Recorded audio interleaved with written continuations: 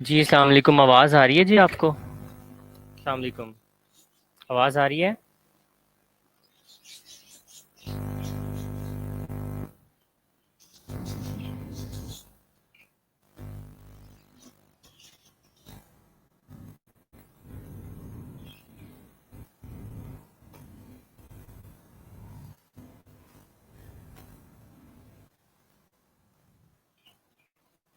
ठीक से आ रही है आवाज़?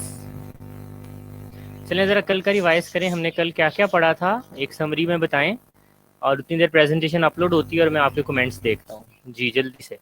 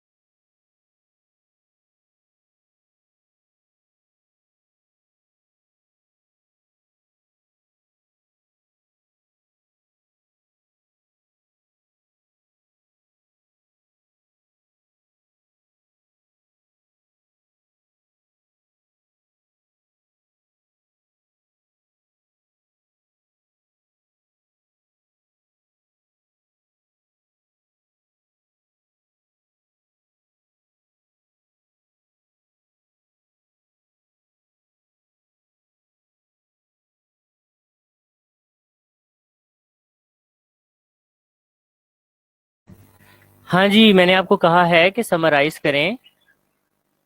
जो लास्ट टाइम हमने पढ़ा था उसको समराइज़ करें। Hurry up.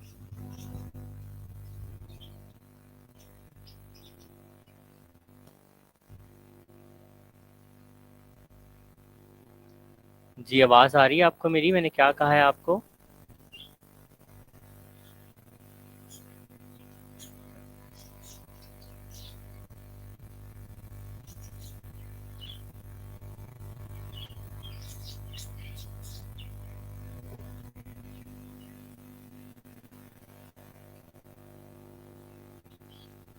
जी, तो समराइज़ करें ना, जो हमने कल पढ़ा था उसको समराइज़ करें। आज फर्स्ट लेक्चर में हम पेन मैनेजमेंट पढ़ेंगे एंड सेकंड लेक्चर में इंशाल्लाह ताला जो हमारा नर्सिंग केयर प्लान हमने स्टार्ट करना था, NCP and critical care map, उसको हम स्टार्ट करेंगे।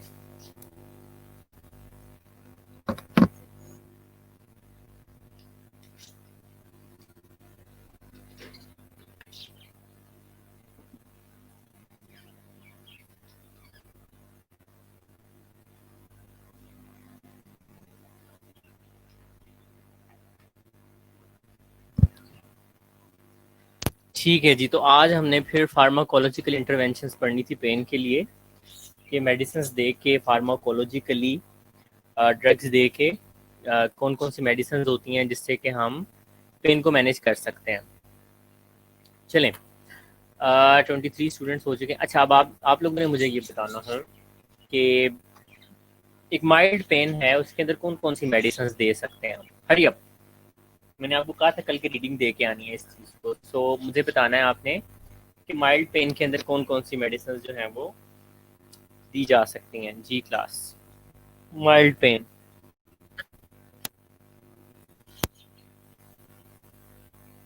जी, माइल्ड पेन में कौन कौन सी मेडिसिन दी जा सकती हैं?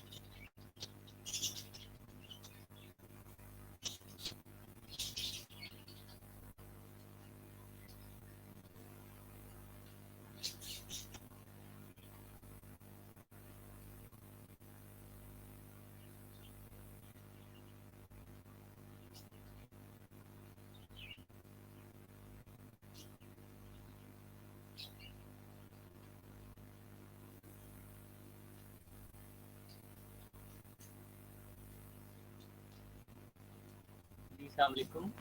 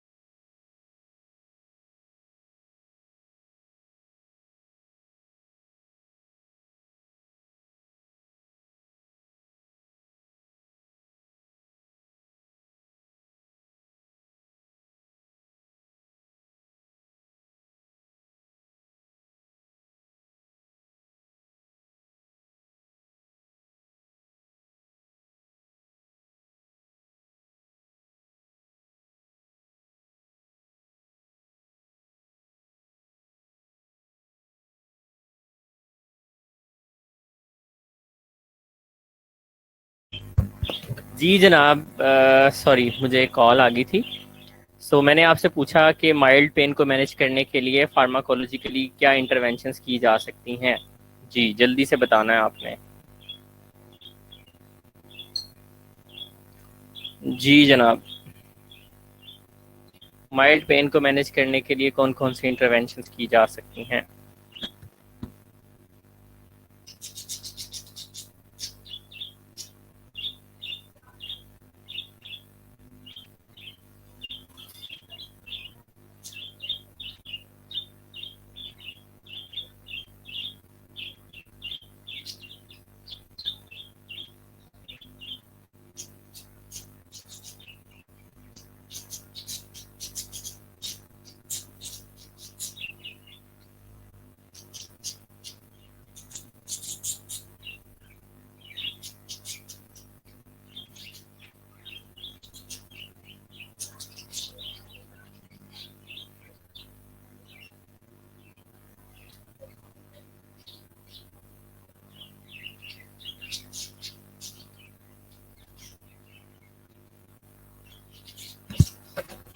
ठीक है जी, एंसर्स देते हैं। आइबुप्रोफेन जो है, ये सारी आइबुप्रोफेन भी एंसर्स में आ जाती है।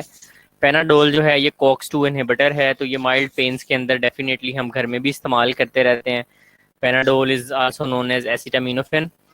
तो ये मेडिसिन जो है ना हम दे देते हैं।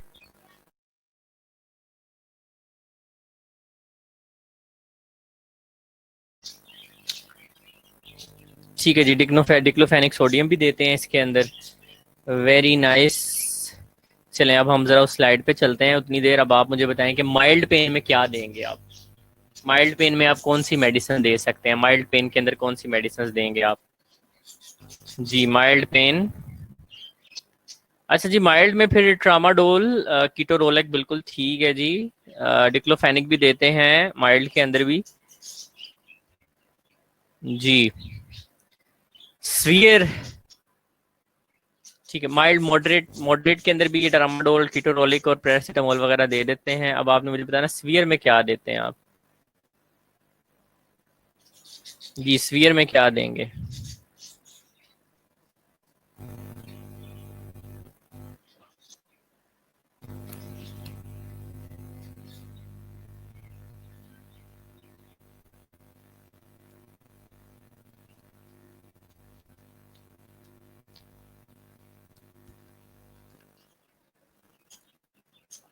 मॉर्फिन, फेंटेनिल बिल्कुल सही है।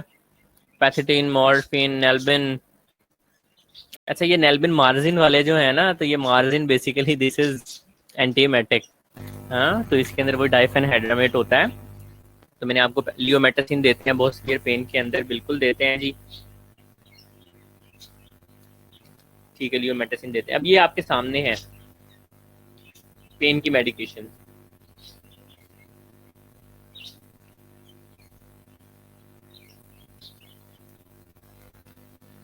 हाँ जी, तो एनसेड्स हैं सबसे पहले, जैसे कि ब्रोफेनॉन, एसिटामिनोफेन आ जाती हैं इसके अंदर। इनको non steroidal anti inflammatory drugs कहते हैं। देन ओपियोइड्स आ जाते हैं, या ओपियोइड डेरिवेटिव्स आ जाते हैं, जिसमें मॉर्फिन, पैथिडिन आ जाती है। उसके बाद नॉन ओपियोइड्स पेन किलर्स होती हैं, जैसे फेंटेनिल है, ये एनेस्थीसिया इंड्यूस करने के लिए भी इस्तेमाल होते हैं। उसके बाद लोकल एनेस्थेटिक आ जाते हैं और जनरल एनेस्थेटिक आ जाते हैं। ये भी पेन की सेंसेस को आप कह सकते हैं एक तरह से सुन कर देते हैं। नॉन फार्माकोलॉजिकल वाली स्लाइड आ रही है आपको। यार मुझे तो सही आ रही है, चलो ठहरो।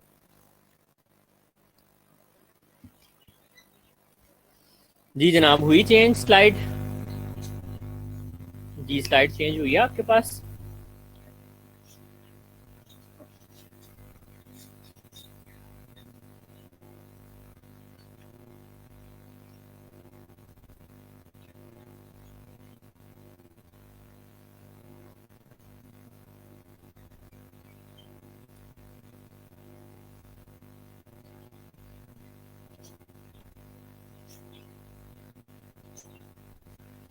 ठीक है, सो एनसेट्स का मैंने बता दिया, ओपोइड्स का बता दिया। नॉन ओपोइड में फेंसिनिल आ जाती है। एनेस्थेटिक्स भी हैं, वो भी इस्तेमाल होते हैं। जैसे कि आपने देखो अगर कहीं लोकल पेन हो रही हो, वहाँ पे ज़ाइलोकेन जेल वगैरह लगा दी जाए। टूथ एक में देखा होगा आपने ये रेक में देखा होगा कि उनमें जो ज़ाइलोकिन की आप क्या कहते हैं रुई पे लगा के इंजेक्शन को लगा देते हैं वहाँ पे, और दांत के अंदर भी इस तरह से लगा देते हैं, तो उससे पेन को काफ़ी फ़र्क आ जाता है। इसके अलावा जनरल एनेस्थेटिक्स हैं, जैसे कि प्रोपोफोल है, वो भी इस्तेमाल होता है। सिडेटर्स इस्तेमाल होते हैं। सिडेटर वो अद्वियात जो कि एंग्जाइटी को दूर करने के लिए, या फिर आप कह सकते हो कि नींद लाने के लिए इस्तेमाल करते हैं, जैसे कि बेंजोडाइजेपीन्स हैं।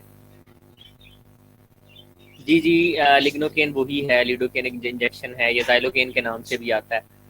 उसके बाद मसल रिलैक्सेंट्स हैं, कुछ मेडिसिन होती हैं वो मसल को रिलैक्स करती हैं, तो मसल रिलैक्सेंट्स जो हैं उनको भी पेन किलर के तौर पे इस्तेमाल किया जाता है। जैसे कि आपने देखा होगा मोस्टली एक इंजेक्शन होता है जो मस्कुलर पेन में इस्तेमाल होता है, मस्कुलिन के नाम से आता है। नेक्स्ट प्रोस्टाग्लैंडिन इनहिबिटर्स हैं, जैसा कि रियोमेटासिन।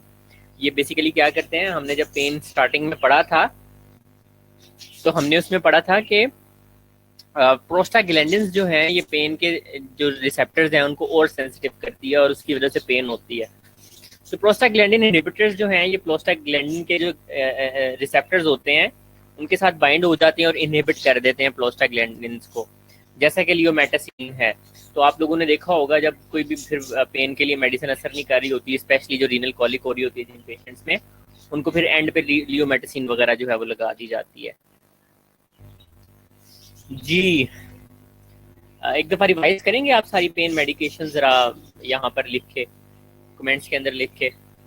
सब मुझे रिवाइज करके दें ज़रा पेन मेडिकेशन जो मैंने अभी बताई हैं, और ये पेन मेडिकेशंस भी एग्जामिनेशन पॉइंट ऑफ व्यू से इम्पॉर्टेंट हैं। सो हरी अप।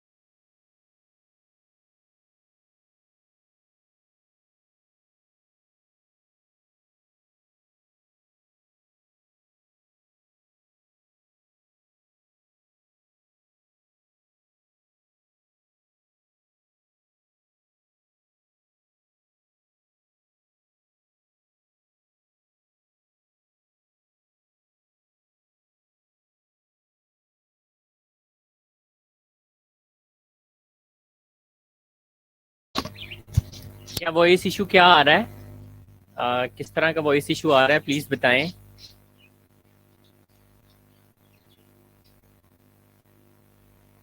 जी, वॉइस इशू क्या आ रहा है, प्लीज़ बताएं।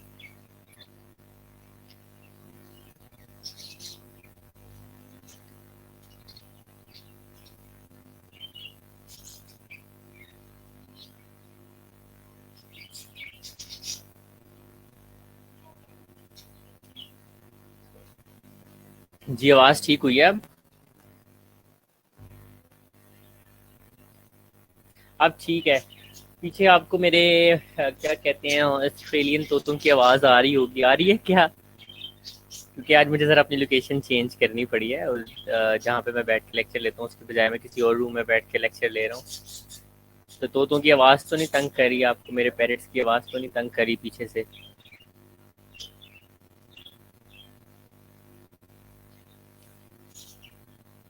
जी,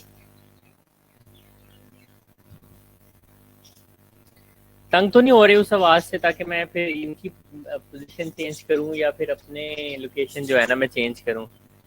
ज़्यादा आवाज़ तो नहीं आ रही, मुझे तो लग रहा है बहुत हल्की हल्की आवाज़ है।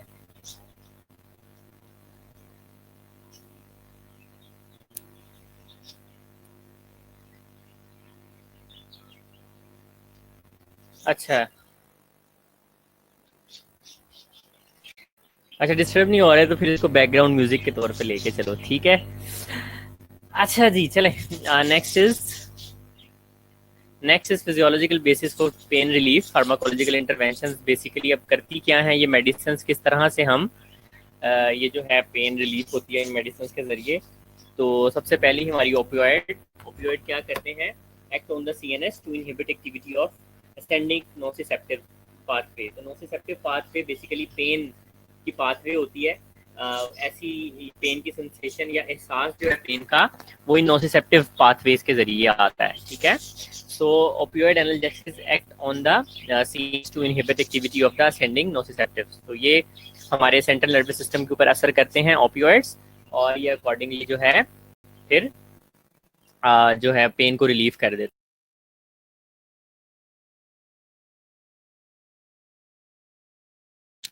दूसरे नंबर पे है जी NSAIDs, non steroidal anti inflammatory drugs, decrease pain by inhibiting cyclooxygenase enzymes involve in the production of the prostaglandins. Cyclooxygenase enzyme जो है ये प्रोस्टाग्लैंडिन्स प्रोड्यूस कराता है, जो कि मैं आपको 2-3 दफा बता चुका हूँ। प्रोस्टाग्लैंडिन्स क्या होती हैं? प्रोस्टाग्लैंडिन्स बेसिकली ऐसे केमिकल्स होते हैं जो कि पेन के एहसास दिलाते हैं हमें, पेन हमारे रिसेप्टर्स को मोर प्रोन करते हैं पेन की तरफ, ठीक है। तो साइक्लोऑक्सीजिनेज जब इनहिबिट हो जाएगा तो प्रोस्टाग्लैंडिन्स जो है वो प्रोड्यूस नहीं हो सकेंगी, जिसकी वजह से फिर पेन जो है वो कम हो जाती है। लोकल एनेस्थेटिक्स जो हैं ये block nerve conduction when applied on the nerve fibres. तो ये क्या करती हैं, पेन का एहसास, जाहिर है कि अगर मेरी फिंगर के अंदर पेन हो रही है तो वो एक नर्व के जरिए मेरे माइंड में सीएनएस में जा रही है, जहाँ पे मुझे एहसास हो रहा है कि मुझे पेन हो रही है। तो जब उस नर्व की कंडक्शन को आप ब्लॉक कर देंगे, उस नर्व को अगर आप सुन कर देंगे, तो क्या होगा फिर जो है डेफिनेटली ये जो है क्या कहते हैं, पेन जो है वो फील नहीं होगी या बहुत कम उसकी इंटेंसिटी हो जाएगी। Opioid tolerance and addiction develop हो जाती है जी। तो opioids are not good choice of pain, लेकिन मोस्टली जो सीवियर पेन्स होती हैं, जैसा कि आपकी कैंसर की पेन है, हार्ट की पेन है, उनके अंदर ओपियोइड्स लगाए जाते हैं, मॉर्फिन वगैरह लगाई जाती है, लेकिन इसका ज़्यादा अगर इस्तेमाल किया जाए तो इससे टॉलरेंस और एडिक्शन डेवलप हो जाती है। अब बेसिकली टॉलरेंस और एडिक्शन का मतलब क्या है? Maximum safe opioid doses must be individually assessed. हर बंदे के लिए सेफ डोजेज डिफरेंट हो सकती है। एक खास पॉइंट आ सकता है जब वो बंदा जो है एडिक्ट हो सकता है उसका। अच्छा, अब टॉलरेंस और एडिक्शन में क्या फर्क है, किसी को पता है?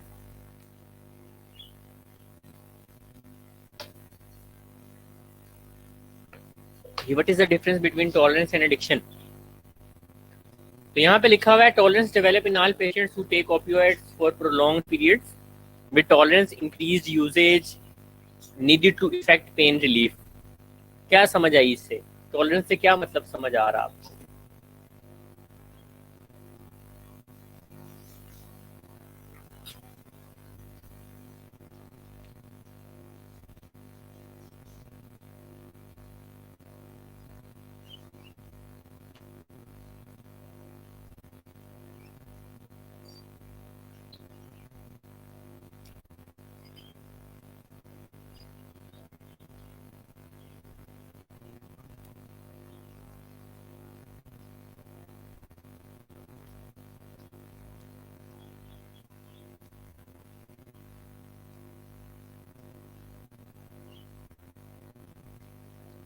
ठीक है जी, डोज को इंक्रीज करना पड़ता है सेम इफेक्ट लेने के लिए, आलिया ने कहा है, बिल्कुल ठीक कहा है कि अगर आज उसको पेन को आराम 1 मिलीग्राम के इंजेक्शन के साथ आ जाता था, या आप ये समझ लें 1 cc इंजेक्शन के साथ आ जाता था, नेक्स्ट टाइम सेम रिलीफ लेने के लिए, सेम इफेक्ट लेने के लिए, सेम पेन में आराम लेने के लिए उसको उसकी डोजेज बढ़ानी पड़ेगी, उसको 2 mg इंजेक्शन लेना पड़ेगा या फिर 2 mg की टेबलेट लेनी पड़ेगी। तो ये ओपियोइड्स के साथ बड़ा मसला है, इसका टॉलरेंस डेवलप हो जाती है। और एडिक्शन क्या है? एडिक्शन है किसी चीज़ का आदी हो जाना। तो जब इसको रोका जाता है, कम किया जाता है, तो उस वक्त उस पेशेंट को फिर से पेन स्टार्ट हो जाती है, या उस बंदे को उसकी क्रेविंग होती है बार बार कि मैं ये ओपियोइड्स को इस्तेमाल करूंगी, जैसे मॉर्फिन है, पैथिडीन है। तो लिहाजा ये आप लॉन्ग पीरियड के लिए इस्तेमाल नहीं कर सकते ओपियोइड्स। सीवियर पेन के सिलसिले में जो है इस्तेमाल किया जाता है। इसी तरह से बुनेल्बिन वगैरह है, वो भी ओपियोइड डेरिवेटिव में आ जाता है, वो भी आप लॉन्ग पीरियड के लिए इस्तेमाल नहीं कर सकते, अदरवाइज जो पर्सन है वो उसका एडिक्ट हो जाता है, राइट।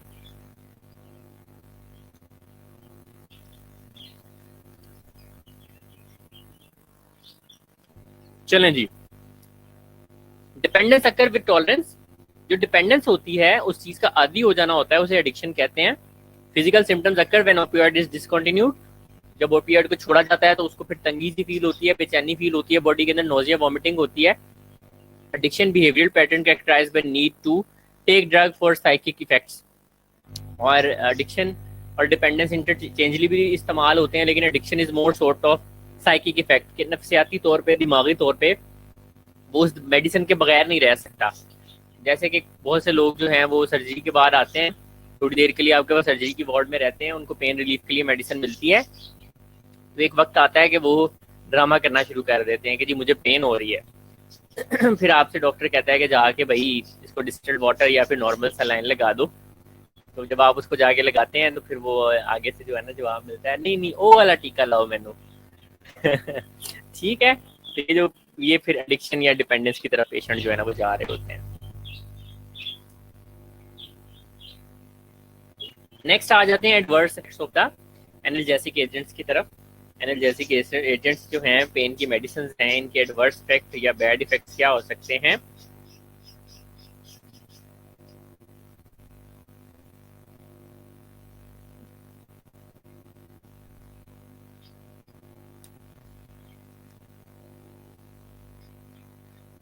जी, तो सबसे पहला एडवर्स इफेक्ट स्पेशली ओपियोइड्स का जो है वो रेस्पिरेटरी डिप्रेशन है।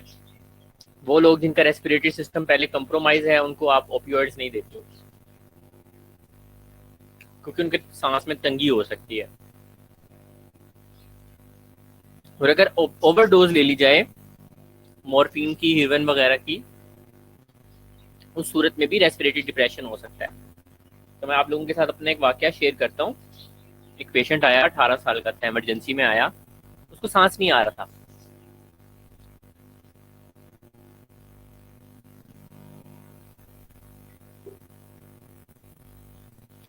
ठीक है, तो सांस नहीं आ रहा था, उसको लेकर आए, तो जो था ना डॉक्टर जो था वो कॉम्पिटेंट था, वो समझ गया कि इसने जो है ना कुछ लिया हुआ है जिसकी वजह से इसको सांस नहीं आ रहा। उससे पूछा गया जी क्या दिया इसको, कोई कुछ ना बताए, डेफिनेटली फ्रेंड्स में होते हैं लोग और वो इस तरह की चीज़ें ले लेते हैं, फिर बताते भी नहीं है। एनी हो, उसको शक पड़ा कि ये इसने कुछ ऐसी चीज़ दी है जो कि ओपियोइड से रिलेटेड है। उसने उसी वक्त जो है वो नेलक्टोन, इसका एंटीडोट होता है, वो मंगवा के उसको लगाया और इंक्यूबेट किया। थोड़ी देर बाद जो है ना पेशेंट उठ के बैठ गया और उसने अपनी वो जो ईटीटी डाली हुई थी उसको निकाल दिया। ठीक है, तो ओपियोइड्स का जो एंटीडोट है वो नेलॉक्सोन होता है और आप लोगों की इमरजेंसी कार्ड के अंदर भी पड़ा होता है। Next is sedation. सेडेशन होती है, इससे डेफिनेटली नींद आती है। तो अगर किसी को पेन हो रही है, उसके लिए ये मेडिसिन ले रहा है, तो डेफिनेटली उसे ड्राइव नहीं करने चाहिए, ऐसे काम नहीं करने चाहिए जिससे कि नुकसान होने का खतरा हो। नेक्स्ट इज नोजिया, वॉमिटिंग होती है जी इससे, और कॉन्स्टिपेशन भी हो जाती है। प्लूराइटिस, स्किन के ऊपर इचिंग वगैरह होना भी स्टार्ट हो सकती है। एनाल्जेसिक्स जो ओपियोइड होते हैं, कंसर्न क्या है? Number 1 respiratory depression. तो इसके लिए तैयार रहना चाहिए अगर आप किसी को ओपियोइड्स दे रहे हैं, अब ओवरडोज होने की सूरत में, या अगर उसका पहले ही रेस्पिरेटरी सिस्टम कंप्रोमाइज्ड है तो वो जो है ना प्रॉब्लम में आ सकता है। Next hypotension. हाइपोटेंशन हो सकता है, ब्लड प्रेशर गिर सकता है, उसको भी देखना है। सीएनएस डिप्रेशन हो सकता है। बाजुकात लोगों को नहीं जी, वेजोडाइलेशन होती है मरियम ओपियोइड से, इसीलिए हाइपोटेंशन हो जाता है। नहीं, पॉइजन में नहीं होता है antidote. Naloxone is the antidote of opioid poisoning. Opioids अगर ज्यादा, हेरोइन, मॉर्फिन वगैरह अगर ज्यादा ले ली जाए तो उस सूरत के अंदर हम नलोक्सोन लगाते हैं। हेलुसिनेशंस होती हैं। हेलुसिनेशंस क्या होती हैं? सामने कोई चीज़ नहीं होती, उसको परियां दिखाई दे रही होती हैं या जिन दिखाई दे रहे होते हैं, कोई आवाज़ें सुनाई दे रही होती हैं। तो आपने ये जो जहाज़ होते हैं डिफरेंट सड़क किनारे जो लैंड किए होते हैं, तो आपने उनसे सुना होगा कभी कि भाई ये मेडिसिन खा के, ये लगा के तो मुझे इस तरह की चीज़ें दिखाई देती हैं, इसलिए मैं ये चीज़ें लेता हूँ। Constipation, gastric ileus and retention, इसकी वजह से टॉक्सिक मेगाकोलोन डेवलप हो सकती है। जीआई मोटिलिटी बिल्कुल रुक जाती है, जिसकी वजह से वो पाइल अप होता रहता है स्टूल, बड़ी हमारी आंत या मेगा कोलोन जो है उसके अंदर, और फाइनली बाजू का तो ऑपरेट वगैरह भी करना पड़ जाता है, लेकिन ये बहुत रेयर डेवलप होती है। जी, एनसेड्स के साथ क्या कंसर्न्स होते हैं? मोस्टली हम एनसेड इस्तेमाल करते हैं, लेकिन एनसेड्स का मसला ये है कि ये हमारे जीआई सिस्टम को जाके इरिटेट करती हैं, जीआई ब्लीडिंग के चांसेस बहुत बढ़ जाते हैं। वो लोग जिनको अल्सर वगैरह होता है, गैस्ट्रिक, उनको तो बिल्कुल भी मना किया जाता है कि आपने जो है ये एनसिड्स वगैरह इस्तेमाल नहीं करनी है। तो एनसिड्स में जो आपके ब्रूफिन है, एस्पिरिन है, लो एस्पिरिन वगैरह हैं, ये जो है ना जीआई ब्लीडिंग या जीआई अल्सरिंग काज करते हैं। और जो एसिटामिनोफिन या फिर आपकी पेनाडोल है, ये जो है अगर ज़्यादा ले ली जाए तो ये लिवर पे असर करती है और लिवर को डैमेज करती है, तो ये हेपेटोटॉक्सिक होती है। तो इसकी भी डोज एडजस्ट की जाती है। जब किसी को प्रोलॉन्ग पीरियड ऑफ टाइम के लिए पेनाडोल भी दे रहे हो तो उसके लिवर फंक्शन का ख्याल रखा जाता है। Acetaminophen for mild to moderate pain, तो ये मैंने स्टार्ट में आप लोगों से पूछ लिया था, तो आप लोगों ने बताया था, तो अब मैं बता देता हूँ कि acetaminophen mild to moderate pain इस्तेमाल करते हैं, use in combination with the opioids. बाजुकात मॉडरेट पेन के अंदर ओपियोइड्स और एसिटामिनोफिन को कम्बिनेशन में इस्तेमाल किया जाता है, लेकिन concern for the hepatic function with use of acetaminophen. तो एसिटामिनोफिन जब भी इस्तेमाल कर रहे हैं ज़्यादा अरसा के लिए, तो हमें फ़ौरन से हमें ख्याल रखना है कि हम उसकी हिपैटिक प्रोफाइल जो है या एलएफटी जो है, लिवर फंक्शन टेस्ट जो है, वो परफॉर्म करवाएं। जी, इसका जवाब दें जल्दी से।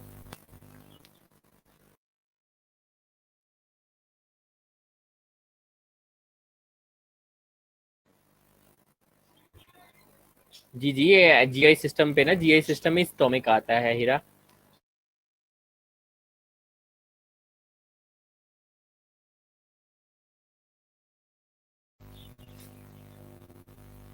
हाँ जी, तो देख लेते हैं जी क्या आंसर है इसका। ठीक है जी, आपका आंसर बिल्कुल ठीक है, बी इज द आंसर। आगे चलते हैं,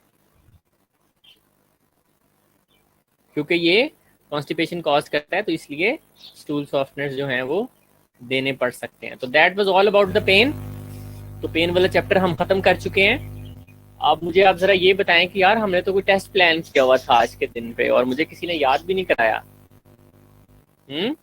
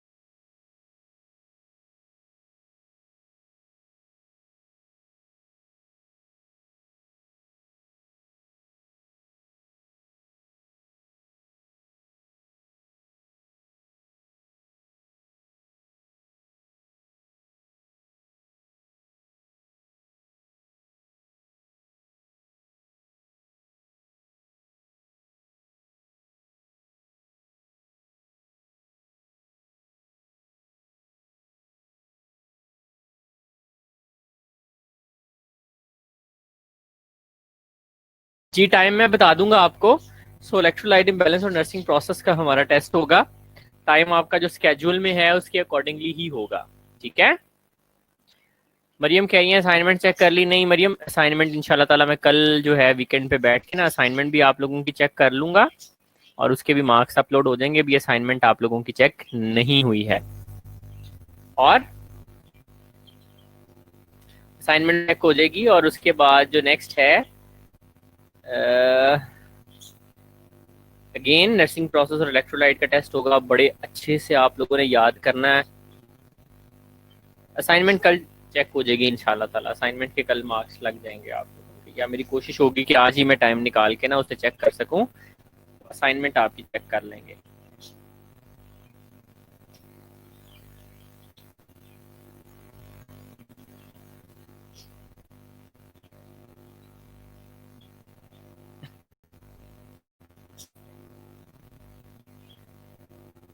ठीक है जी, फिर चलो देखता हूँ मैं। असाइनमेंट सेंड नहीं हो रही, क्यों नहीं हो रही है? असाइनमेंट तो सेंड होनी चाहिए, पहले भी तो हो जाती है। एनी हो, हम नेक्स्ट चैप्टर स्टार्ट करते हैं। आ,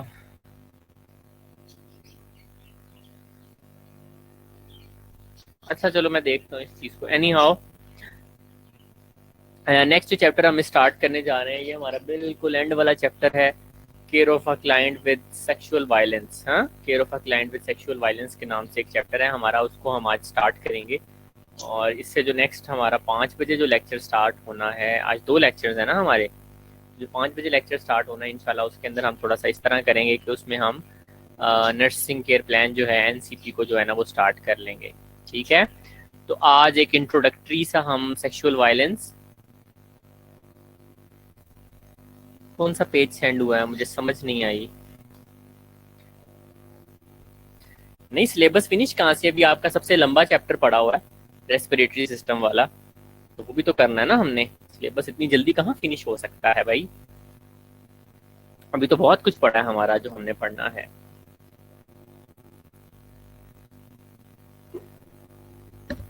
ठीक है,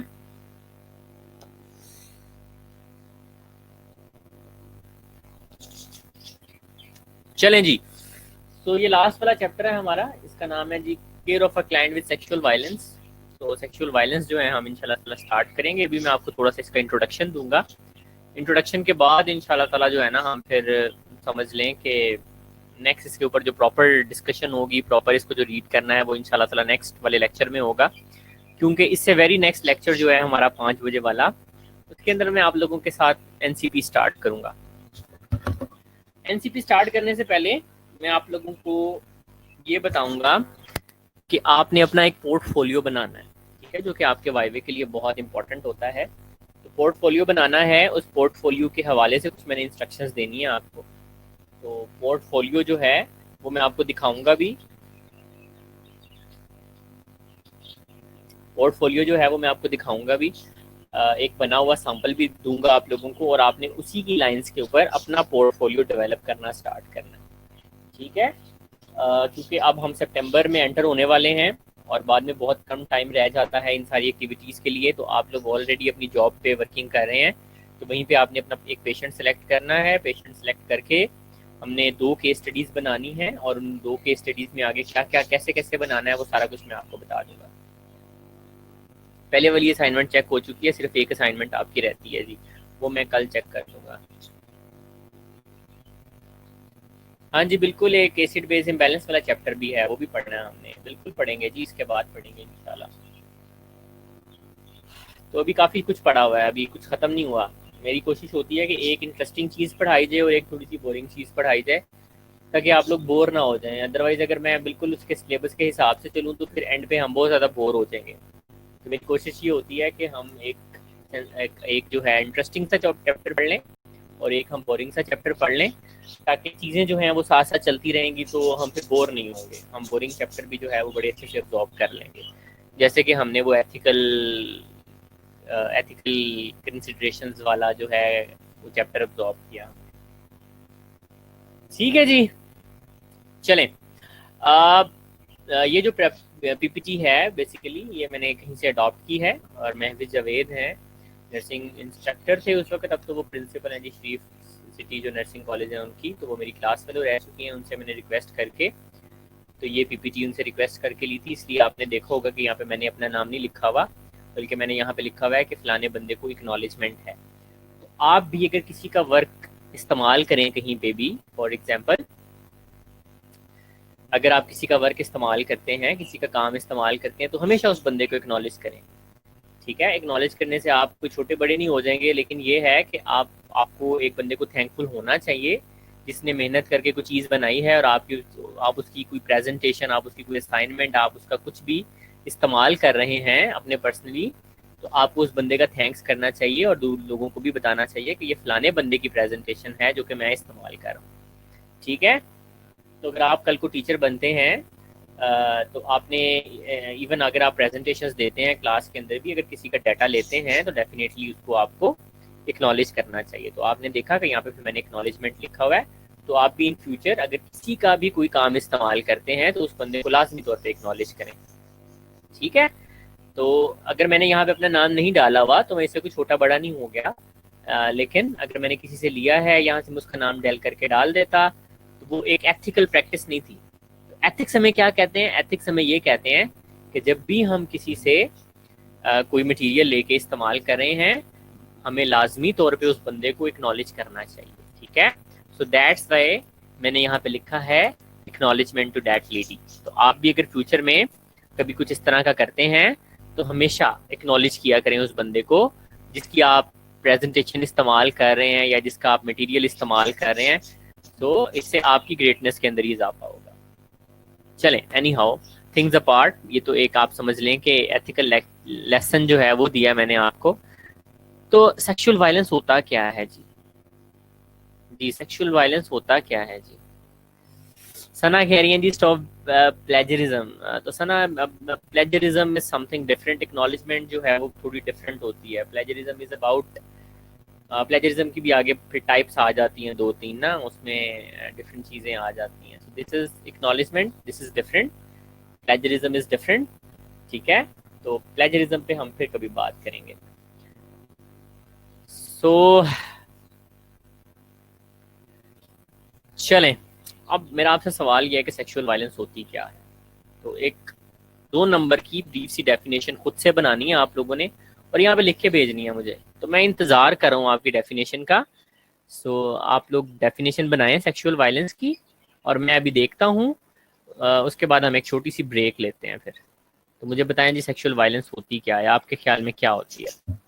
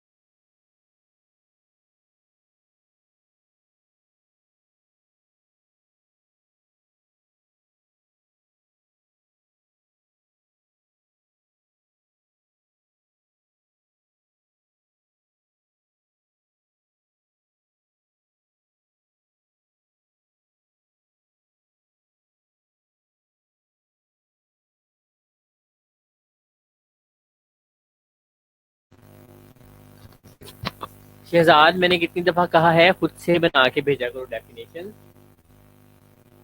ये कॉपी पेस्ट करके नहीं भेजा करो यार, खुद से लिखा करो।